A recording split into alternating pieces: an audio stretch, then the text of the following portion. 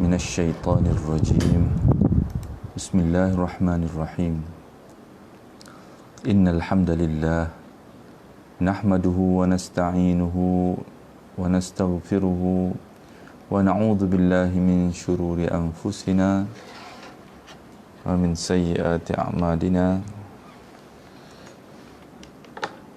من يهده الله فلا مضل له ومن يضلل فلا هادي له أشهد أن لا إله إلا الله وحده لا شريك له وأشهد أن محمدا عبده ورسوله اللهم رب اشرح لي صدري ويسر لي أمري واحلل عقدة من لساني يفقه قولي أما بعد فإن خير الحديث كتاب الله وخير الحدي حدي محمد صلى الله عليه وسلم وشر الأمور محدثاتها وكل محدثة بدعة وكل بدعة ضلالة وكل ضلالة في النار. Assalamualaikum warahmatullahi wabarakatuh. Alhamdulillah, pada pagi ini kita dapat sekali lagi insya-Allah meneliti, mendekatkan diri kita dan hati kita kepada Al-Quranul Karim. Seolah-olahnya kita ketika mana kita mendekati Al-Quranul Karim, seolah-olahnya kita memasuki satu suasana yang berbeza, masuk ke satu tempat yang berbeza, kan? Dengan latar Al-Quranul Karim, ayat-ayat yang sedang kita baca ini, yang merupakan ayat-ayat yang kalau di dalam mushaf yang sedang kita gunakan hari ini, dia kebanyakannya adalah ayat-ayat yang berada di hujung Al-Quranul Karim, kan? Dan ayat-ayat ini adalah ayat-ayat yang kebanyakannya turun pada awal-awal tahap perjalanan dakwah ataupun tugas Rasulullah sallallahu alaihi wasallam yang amat besar dan penting, yang mengubah dunia dan melaksanakan satu perubahan yang telah menentukan perjalanan dan masa depan dunia dan makna kehidupan di atas dunia ini, kan? Jadi suasana latar peringkat awal turunnya Al-Quran ini dan peringkat awal dakwah Rasulullah SAW ini adalah suasana yang amat mengesankan, kan? Kerana bila kita masuk ke dalam lingkungan surah-surah Makkiyah yang awal ini, seolah-olahnya kita sedang melalui bersama-sama dengan Rasulullah SAW, kan? Cumanya dari sudut manakah kita melihat ayat-ayat yang sedang kita baca ini, kerana ketika mana turunnya ayat-ayat Al-Quran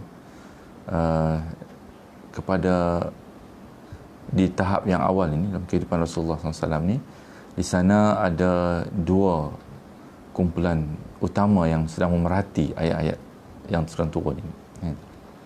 Satu ialah kumpulan yang sedang cuba sedaya upaya untuk menentang Rasulullah sallallahu alaihi wasallam.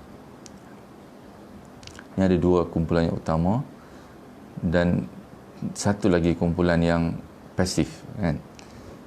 Kumpulan yang pertama yang aktif ialah mereka yang memerhati perjalanan Rasulullah sallallahu alaihi wasallam, kan?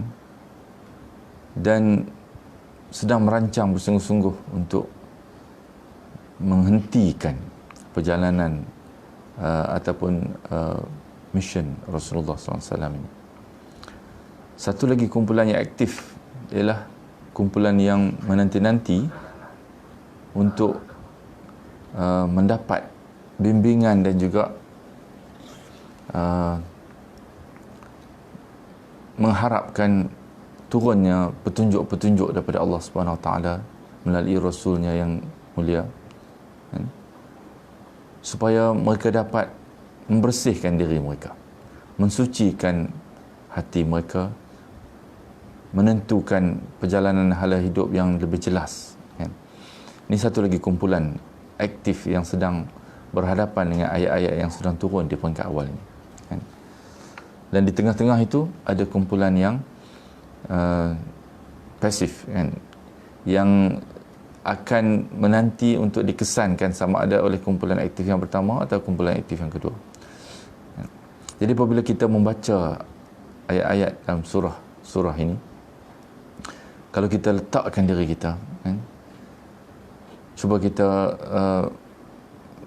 gambarkan diri kita sedang berada di dalam suasana latar turunnya ayat-ayat ini dalam masyarakat yang sedang berhadapan dengan Rasul sallallahu alaihi wasallam dan ayat-ayat Al-Quran Karim, wahyu Allah yang turun, kan, berterusan, kan, turun sedikit demi sedikit, kan. Maka kita akan, kan, bergantung kita sedang melihat dari sudut pandang siapa, kumpulan yang pertama ataupun kumpulan yang kedua ataupun kumpulan yang ketiga, kan. Sebenarnya ketiga-tiga kumpulan ini, kan, adalah bayangan persediaan yang ada pada diri manusia hari ini yang sedang berhadapan dengan ayat-ayat Al-Quran ini, kan. Kadang-kala kita pasif, sekejap kerana kita keletihan, kan, untuk berjihad, kan, berjihad dalam meneruskan perjalanan membentuk diri kita ni, maka kita kadang-kadang jatuh ke dalam kumpulan yang pasif. Kita akan melihat ayat Al-Quran ini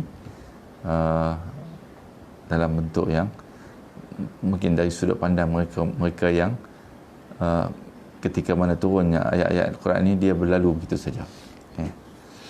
Tidak memberi ketukan-ketukan dalam hati mereka, kan. Tapi apabila kita mungkin sedang bersemangat, kita mungkin melihat dari sudut pandang semangat dan bertenaga, kita akan melihat dari sudut pandang kumpulan yang melihat Al-Quran ini sebagai satu yang dinanti-nantikan, petunjuk dan juga bimbingan daripada Allah Subhanahu Wa Taala untuk membersihkan, meningkatkan kemanusiaan diri kita, kan. Sehingga, kan, ayat-ayat Al-Quran ini, setiap turunnya ayat Al-Quran ini, setiap satu ayat, kan, tidak dilepaskan begitu saja, dan dia mengesankan seluruh perasaan, kan. Dalam Al-Quran Allah SWT sebut tentang, kan, apabila diturunkan, dibacakan ayat-ayat kami, maka, kan, hati mereka akan bergetar, kan, dan kulit-kulit mereka juga akan bergetar, kan, gementaran hati mereka kerana turunnya ayat-ayat Al-Quran Karim ini. Inilah bayangan yang kita mendoakan kepada Allah Subhanahu Wa Taala supaya sentiasa memberi kekuatan kepada kita untuk sentiasa bersemangat dan mempunyai tenaga tambahan untuk terus berjalan bersama-sama dengan Al-Quran ini. Dan kita berdoa kepada Allah Subhanahu Wa Taala supaya jangan masuk ke dalam kumpulan yang ketiga, kan, kumpulan yang dimurkai oleh Allah Subhanahu Wa Taala dan kumpulan yang tersesat di dalam perjalanan mereka, kan. InsyaAllah mari kita sama-sama insyaAllah mendekati ayat-ayat ini sebagaimana keunikan yang sebenarnya terbina di dalam ayat-ayat ini, kan. Dia diturunkan oleh Allah SWT untuk menyentuh hati manusia, kan. Moga-moga insya-Allah kita akan menjiwai dan melaluinya dengan kan, seperti mana, kan, kata Sayyid Qutb, kan, pengarang tafsir fi Zilal Quran, kan, Dia sebut kehidupan, dia hidup di bawah naungan Al-Quran ini, maka dia rasa tidak ada nikmat yang lebih besar lagi, keberkatan dalam kehidupan dia, sejak mana dia merasa dia hidup di bawah naungan Al-Quran ini, kan? Dia mengubah seluruh sudut pandang dia, nilai hidup dia, melihat kelas-kelas manusia sekarang ni berdasarkan kepada respon mereka terhadap Al-Quran, kan? Itu adalah sudut pandang baru, kacamata yang baru. Orang yang hidup di bawah naungan Al-Quran ni, seperti mana pengalaman Syekh Qutb ni, dia akan melihat manusia ni dibahagikan berdasarkan kepada respon mereka terhadap Al-Quran, kan? Kan kadang-kadang dia kata dia merasa hairan, kenapa manusia ni seperti kanak-kanak, kan? Seperti manusia yang masih lagi duduk di bawah dalam jahiliah, kan? Sebelum kenapa manusia ni tidak mahu lagi menyedari dan membuka hati mereka kepada Al-Quran ini, kan? Dan terus menerus hidup dalam paya yang busuk, bergelumang dan mengejar perkara yang kecil seperti mana kacamata kanak-kanak. Itu yang disebutkan. InsyaAllah kita moga-moga Allah Subhanahu Wa Taala memberi pengalaman yang terbaik kepada kita dengan Al-Quran ini, kan? So insyaAllah pada pagi ini kita akan mulakan perbincangan surah yang baru, surah Abasa, kan? Abasa ni adalah maksudnya bermuka masam, kan? Bermuka masam ataupun menunjukkan wajah yang tidak gembira, kan? Gitulah, kan? Jadi surah ini adalah surah kembar kepada surah An-Nazi'at, kan? Dari segi asasnya, style dan jalan cerita keduanya adalah hampir-hampir sama, cuma susunan topik dan penekanan tema yang detail terperinci yang digunakan di dalamnya, yang di dalam surah ni dia sedikit berbeza, kan? Malah setiap surah-surah Al-Quran ini, walaupun masing-masing ada latar tema yang besar yang merangkumkan mereka dalam satu kumpulan, tapi setiap satu surah tu dia ada satu kejutan-kejutan yang tersendiri, kan? Dia ada tema-tema khusus yang tersendiri, dan setiap kali hamba, kan, membaca Al-Quran ini, mendekati membaca Al-Quran ini, pasti dia akan belajar satu perkara yang baru, di samping mengukuhkan perasaan-perasaan dan juga kekuatan-kekuatan yang telah dibina dalam bila dia menerokai surah-surah yang sebelumnya, kan? Dan kita dapati dan rasakan juga surah-surah yang Makkiyah yang terakhir ini, rentak dia amat pantas, kan? Satu demi satu, kan? Allah Subhanahu Wa Taala seolah-olah sedang menyingkap tabir-tabir dalam ruang-ruang hati manusia yang banyak ni, kan? Ruang-ruang yang berbeza dalam hati manusia ini, dan juga ruang-ruang yang berbeza dalam sudut pandang dan fikiran manusia, minda manusia, untuk melihat dan menyedari, kan, banyaknya lagi hakikat-hakikat kehidupan dan matlamat-matlamat kehidupan yang masih lagi tidak terbuka kepada hati yang masih belum lagi jernih, kan, dalam hubungan dia dengan Allah SWT dan wahyu Allah SWT ni, kan. InsyaAllah kita akan cuba melihat, kan, surah Abasa ini, kan. Satu perkara yang ditekankan dalam mungkin surah Abasa ni, tema khusus dia adalah tentang persediaan hati manusia, kan, untuk menerima wahyu Allah Subhanahu Wa Taala ini. Mereka yang merasakan diri mereka duduk di satu kedudukan yang mulia, kan, di atas asas yang mereka sendiri reka, kan, tidak akan mendapat manfaat daripada Al-Quran ini, kan. Kerana Allah Subhanahu Wa Taala menurunkan Al-Quran kepada semua manusia, kan? Yang sama, kan? Makanan yang mereka makan, kan? Kejadian mereka pun sama, kan? Tidak ada orang yang dimuliakan oleh Allah Subhanahu Wa Taala berasaskan kerana kelahiran dia ataupun kerana apa yang dia makan, kan? Tapi dimuliakan manusia ini adalah kerana ketundukan dia kepada Allah Subhanahu Wa Taala dan hubungan hati dia dengan ingatan-ingatan dan wahyu Allah Subhanahu Wa Taala ini, kan? InsyaAllah kita akan melihat, kan, tema yang disentuh oleh surah ini, kan, dengan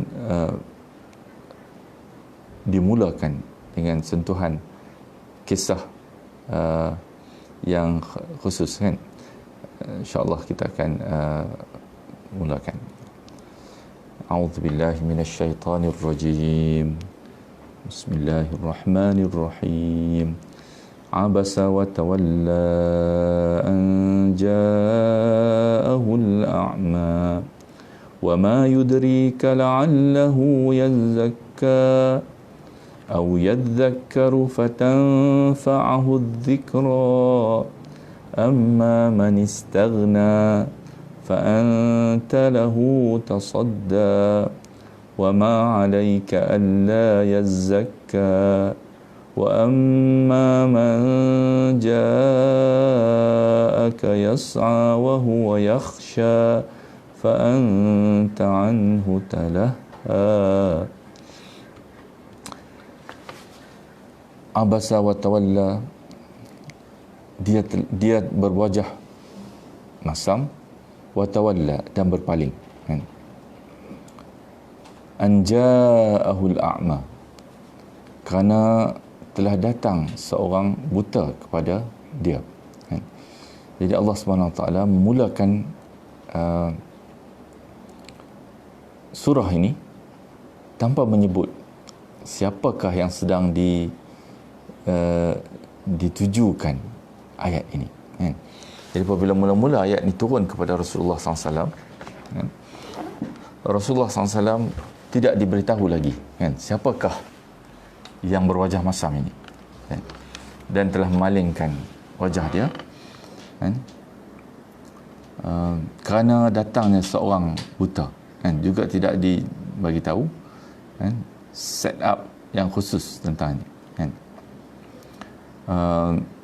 Ada hikmah yang tersendiri kenapa Allah SWT mulakan, kan, dengan bentuk umum macam ni, kan. Abasa, kan, dia berwajah masam, tak tahu siapa dia, kan. Wa tawalla, dan dia juga telah memalingkan wajah dia. Nanti kita akan tahu kepada siapakah diturunkan teguran ini, kan, ataupun komen ini, kan, dan apakah sebab, kan, apakah yang hendak dicapai oleh komen ini dari segi kebaikan, kan. Dalam seterusnya ayat yang ketiga, Allah Subhanahu Wa Taala menyebut tentang siapakah yang ditujukan ini, kan. Wa ma yudrika la'allahu yazzakka, kan. Dan tahukah engkau, bila Allah SWT sebut engkau, barulah jelas bahawa ayat ini ditujukan kepada Rasulullah sallallahu alaihi wasallam. Wa ma yudrika, tahukah engkau, la'allahu yazzakka, mungkin barangkali, la'allahu, dia ini yazzakka, ingin untuk mensucikan dirinya, kan. Au yadhakkaru fatanfa'ahu dhikra, ataupun dia ingin mendapatkan pengajaran yang memberi manfaat kepada dia, kan. Jadi ada dua perkara dekat situ yang disebut, kan. Sama ada dia ingin mensucikan diri dia ataupun dia hanya datang untuk mendapatkan manfaat mendengar pengajaran kau kepada orang lain, kan, ataupun tidak direct kepada dia, kan. Amma man istaghna, adapun orang-orang yang merasakan dirinya serba cukup, dan tidak memberi perhatian sungguh-sungguh pun, kan, indifference, kan, bersifat acuh tak acuh kepada apa yang engkau nyatakan kepada mereka, kan, fa anta lahu tasadda, maka engkau, kan, memberi perhatian, mengejar dia, mencari dia, kan. Wa ma 'alaika alla yazzakka, padahal tidak ada, kan, tanggungjawab kepada engkau, kan. Wa ma 'alaika, tidaklah dipertanggungjawabkan ke atas engkau, 'alaika, kalau dia tidak ingin untuk mensucikan dirinya, kan. Alla yazzakka. Wa amma man ja'aka yas'a, dan adapun orang yang datang kepadamu, kan, dengan semangat dan juga passion, kan, kesungguhan hati untuk dibimbing, kan, wa huwa yakhsha, dan dia juga takut kepada Allah Subhanahu wa taala, fa anta anhu talaha, maka engkau telah mengabaikan dia, kan. Ini adalah latar blok yang pertama yang menjelaskan tentang tema ataupun set yang hendak dibawa ataupun dijelaskan dalam perjalanan perbincangan kita dalam surah ini. Pertama sekali, Allah Subhanahu Wa Taala sebut dengan sebutan yang umum seperti yang kita sebut tadi, tanpa ditentukan kepada siapa, kan. Dalam ayat ketiga tu barulah Allah sebut tentang wa ma yudrika la'allahu yazzakka. Mungkin sekali, kan, kamu tidak mengetahui, kan, ataupun wa ma yudrika, kamu tidak mengetahui, kan, that yang dia mungkin sebenarnya ingin untuk mensucikan dirinya, kan. Jadi barulah ketiga itu barulah disebut engkau, dan Rasulullah SAW mengetahui, kan. Jadi sebenarnya teguran ini walaupun memang diberikan kepada Rasulullah SAW, kan, untuk tidak membelakangkan kesungguhan mereka yang kemungkinan besarnya lebih bersungguh-sungguh untuk mempertingkatkan diri mereka dalam Islam ini, kan. Jadi kenapa pada permulaan ni, subjek kepada kata kerja abasa ini tidak disertakan pada mula-mula, kan. Disebut abasa saja, abasa wa tawalla saja. Dia tidak sebut kan, kamu yang berwajah masam, kan, tapi tidak tahu siapa dia, kan. Cuma orang yang tidak dikenali, kan. Subjeknya tidak dijelaskan, kan. Ini adalah pendekatan yang sebenarnya yang penuh hikmah yang Allah Subhanahu Wa Taala ambil untuk menjelaskan satu pengajaran kepada Rasulullah tanpa, kan, mengusik perasaan Rasulullah SAW. Maknanya Rasulullah SAW pada awalnya, kan, supaya Rasulullah tidak merasa, kan, dia telah melakukan sesuatu yang amat buruk, kan, yang amat salah, kan. Jadi subjek ini kemudian barulah dijelaskan oleh Allah Subhanahu Wa Taala, iaitu Rasulullah SAW, kan. Pada ayat seterusnya, ayat ketiga tadi, bila telah jelas bahawa Allah sebenarnya tidak menegur kekotoran jiwa ataupun menegur niat yang buruk yang ada dalam diri Rasulullah, kan. Tapi Allah SWT menegur, kan, menyedarkan Rasulullah SAW bahawa ada sudut yang perlu dia sedar dan jelaskan bahawa dia tersilap dalam satu sudut, kan.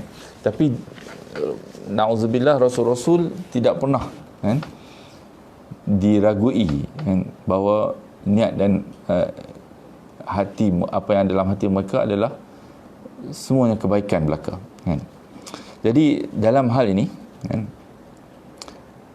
apabila disebut mula-mula dua ayat yang pertama ni, Rasulullah pun tidak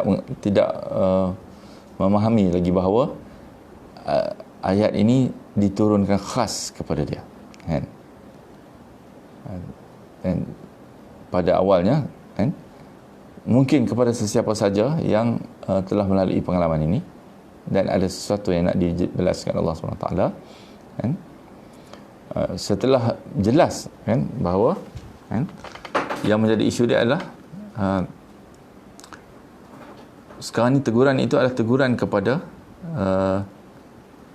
Rasulullah SAW, kan, kerana sudut pandang dia, kan, yang mungkin tersilap, yang Allah SWT akan betulkan, kan.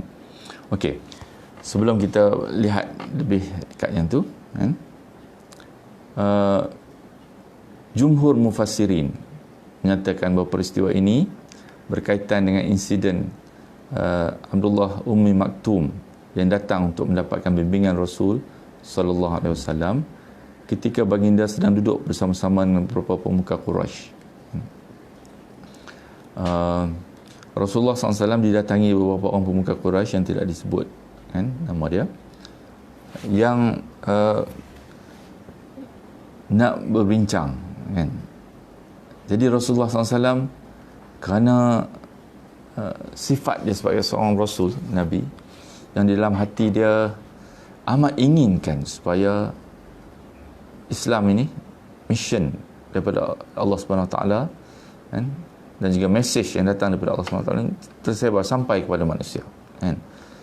Dan pada pandangan dia, kalaulah sampai kepada pemuka-pemuka Quraisy yang ada kedudukan yang strategik dalam masyarakat ini, pastilah dia akan lebih cepat tersebar kepada manusia.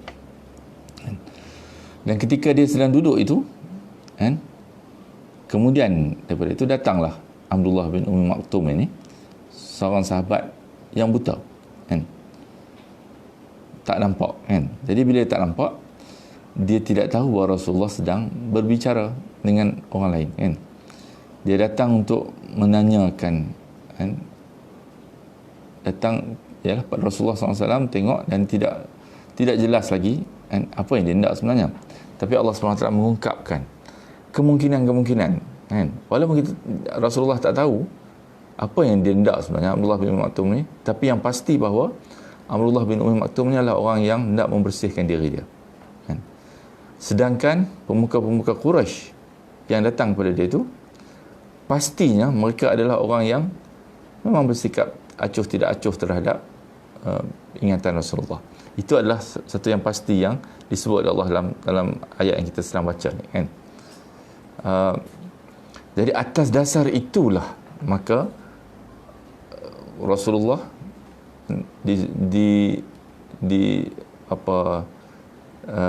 jelaskan oleh Allah SWT, atas dasar itulah maka kamu perlu menentukan sikap yang betul dalam keadaan ini, kan. So sebenarnya ada dua kumpulan, kan, dalam mereka yang datang menjumpa Rasulullah ni. Satu adalah kumpulan sahabat-sahabat baginda yang baginda amat kenali, kan, yang memang Rasulullah mengetahui sungguh-sungguh bahawa sahabat-sahabat baginda yang dekat dengan baginda ni, kan, mereka ni adalah orang-orang yang hendak, semuanya jelas mereka adalah hendak orang-orang yang hendak mendapat bimbingan daripada Allah SWT untuk membersihkan hati mereka, membersihkan jiwa mereka dan meningkatkan diri mereka sebagai seorang Muslim yang terbaik, kan. Supaya dia meningkat daripada satu tahap yang lain, membersihkan hati mereka daripada kotor kepada makin bersih, membaiki akhlak mereka daripada orang yang pemarah ke contohnya menjadi orang yang penyabar, orang yang ada sifat-sifat buruk yang lain menjadi orang yang sifat buruk dia satu persatu dibaiki dan disucikan. Itu adalah suasana sahabat-sahabat Rasulullah SAW. Ni adalah orang yang yuhibbu an yatatahharu. Mereka amat mencintai untuk mensucikan diri mereka, kan. Dan satu kumpulan lagi adalah orang yang datang kepada Rasulullah SAW ni, kan, yang tidak ada matlamat ni, kan. Mereka ni mungkin datang nak mendengar saja, kan, tapi tidak ada komitmen seperti mana kumpulan sahabat-sahabat Rasulullah SAW. Ini adalah dua kumpulan yang berbeza, kan. Jadi Allah Subhanahu Wa Taala menyatakan kepada Rasulullah ada beza di antara dua kumpulan ni, kan. Dan kerana itu Allah Subhanahu Wa Taala mengajarkan satu kaedah yang penting, kan, bagaimana berhadapan dengan kedua-dua ni, kan, dan menjelaskan tanggungjawab Rasulullah SAW terhadap dua kumpulan yang berbeza ini, kan. Jadi Rasulullah SAW sebenarnya, kan, bertentangan dengan setengah-setengah mungkin meletakkan Rasulullah SAW salah, kesilapan Rasulullah SAW dalam hal ini kerana teguran Allah ni adalah kerana dia memandang rendah, kan, walaupun peringkat awalnya kepada seorang sahabat dia yang buta ni, kan, dan mengutamakan orang Quraisy ni, kan, kerana kan, sahabat ni macam seolah-olah mengganggu, kan, peluang Rasulullah SAW untuk mendekati orang Quraisy ni. Tapi sebenarnya keadaan yang kita nak fahami, kan, Allah Subhanahu Wa Taala nak menjelaskan kepada Rasulullah SAW bahawa memang benar, kan, engkau amat tertekan dengan harapan engkau supaya engkau dapat menyampaikan mesej Allah Subhanahu Wa Taala kepada seramai mungkin manusia, kan, dan engkau mahu supaya mereka menerima dan memilih untuk mengikut hidayah dan petunjuk Allah Subhanahu Wa Taala, mendapat petunjuk dan hidayah Allah Subhanahu Wa Taala. Ini yang ada dalam hati Rasulullah SAW, kan. Tapi Allah Subhanahu Wa Taala menjelaskan pula, kan, bahawa sebenarnya ada di antara mereka yang tidak menjadi tanggungjawab engkau pun, kan, untuk memastikan mereka mendapat petunjuk, kan. Jadi Allah Subhanahu Wa Taala menegur tentang kesungguhan Rasulullah SAW ni. Itu salah, kan, tidak tepat seperti mana yang engkau fahami itu, kan, ataupun yang engkau harapkan, kan. Ini adalah sudut yang sedang ditegur oleh Allah, kan. Bukan Allah Subhanahu Taala sebenarnya menegur Rasulullah, tapi menegur pemuka-pemuka Quraisy ini, kan. Turunnya ni, kan, ayat ni. Yang kepada Rasulullah SAW ni Allah Subhanahu Taala memotivasikan dia sebenarnya, kan, dan meletakkan dia supaya tidak membazirkan ataupun kita kata membazirkan, kan, tenaga dan juga potensi dia kepada perkara yang tidak dipertanggungjawabkan pada dia, kan. Itu adalah poin, kan. Jadi ayat ini sebenarnya bukanlah teguran Allah atas sifat buruk Rasulullah, tapi adalah peringatan di atas kesungguhan Rasulullah untuk melakukan kebaikan dan mematuhi perintah Allah, sehingga dia berlebihan dalam keinginan dia yang tinggi untuk kebaikan kepada manusia dan melakukan kesilapan dalam perkiraan dia. Itu adalah keadaan, kan. Dan menjadi satu kaedah asas dalam dakwah menyampaikan kepada manusia ni, itu siapa yang datang mencari kebenaran mesti dipenuhi keinginan dia untuk mencari kebenaran, berbanding dengan mereka yang kita yang cari dia untuk bertembung, kan, untuk kita yang cari dia untuk sampaikan dakwah ni, kan, ataupun mesej ni, kan. Bila mereka datang untuk mendapatkan kebaikan, kebenaran ni, mencari orang itu perlu diutamakan daripada orang yang kita nak kena pergi cari dia dulu, kan. Bila bertembung dua keadaan ni. Tapi bila tidak bertembung, memang tugas pendakwah ni dia cari untuk menyampaikan mesej dia, kan, kepada orang. Tapi apabila datang orang yang orang yang mencari ni, bersama dengan adanya orang yang nak dicari ni, yang mencari ini dulu yang perlu diberi keutamaan. Ini adalah apa yang Allah Subhanahu Wa Taala nak ajar kepada Rasulullah SAW ni, kan. Kan? Memang Rasulullah SAW dia mungkin terganggu, kan, kerana dia sedang memberi tumpuan kepada potensi yang besar ni, kan. Sebab dengan harapan penerimaan mereka ni akan membawa kepada penerimaan seluruh Arab, kan. Sebab pemuka-pemuka Quraisy ni dipandang tinggi oleh orang Arab, kan, kerana mereka dah dianggap sebagai penjaga Kaabah, kan, dan juga mewakili kepentingan agama orang Arab, agama menyembah, walaupun menyembah berhala ni, kan. Jadi kemungkinannya juga Rasulullah SAW merasa bimbang bahawa sahabatnya nanti akan diperkecilkan oleh golongan Al-Malak Quraisy ni, kan. Sebab itu Rasulullah SAW rasa tertekan, kan, dia tak mahu sahabat ni nanti akan dihina ataupun dilekehkan oleh orang Al-Malak Quraisy yang sedang bercakap dengan Rasulullah ni, kan. Ketika dia datang dalam keadaan buta, dia tak nampak, kan. Kan? Sebab di samping itu, kan, kita juga kena faham latar dia. Rasulullah SAW juga sebenarnya disuruh oleh Allah SWT untuk mengajak kerabatnya, kan, yang dekat, yang umumnya daripada pemuka-pemuka Quraisy ni, kan. Dalam surah Asy-Syu'ara, kan, ayat 214, Allah SWT menyebutkan wa anzir ashiratakal aqrabin. Ini adalah ayat yang dianggap sebagai sempadan mula peralihan daripada dakwah secara sembunyi kepada terang-terangan, kan. So ini adalah ketika mana dakwah ni dah masuk ke tahap terang-terangan selepas 3 tahun pertama, kan. Berilah peringatan wa anzir ashirataka kepada kerabat kamu yang terdekat, al-aqrabin, kan. Jadi mungkin juga ini juga adalah dalam konteks ini, kan, dalam konteks Rasulullah SAW sedang berhadapan dengan kerabat-kerabat dia yang dekat, malah ada kedudukan yang potensi pula tinggi, kan. Dan dalam keadaan yang sama, dia juga ada sahabat yang buta, kan, yang miskin, dia datang kepada dia. Dia tak mahu sahabat-sahabatnya ini dipandang rendah oleh pemuka-pemuka Quraisy ini di hadapan mereka, kan.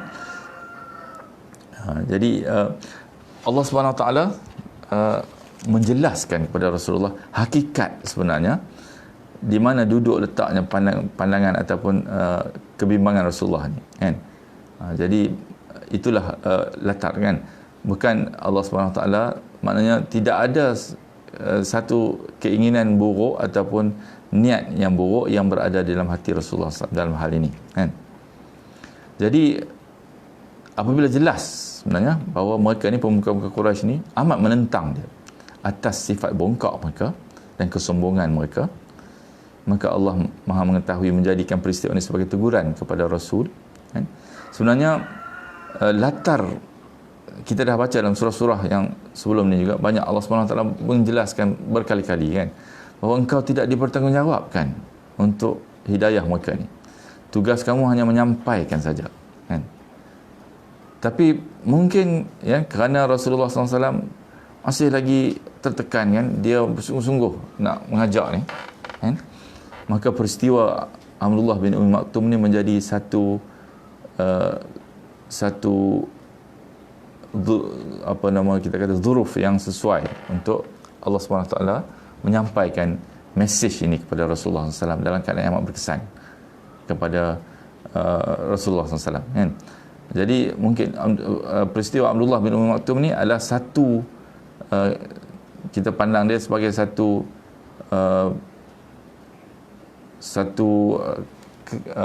suasana saja yang Allah SWT gunakan untuk menyampaikan mesej ini kepada Rasulullah SAW. Dan memang mesej ini disampaikan kepada Rasulullah berterusan, walaupun bukan melalui peristiwa Abdullah bin Ummi Maktum ni pun mesej ini tetap akan disampaikan oleh Allah SWT. Cuma kerana bersesuaian dengan peristiwa Abdullah bin Ummi Maktum ni, maka mesej itu disampaikan ketika itu, kan. Dan insya-Allah kita akan nanti melihat lagi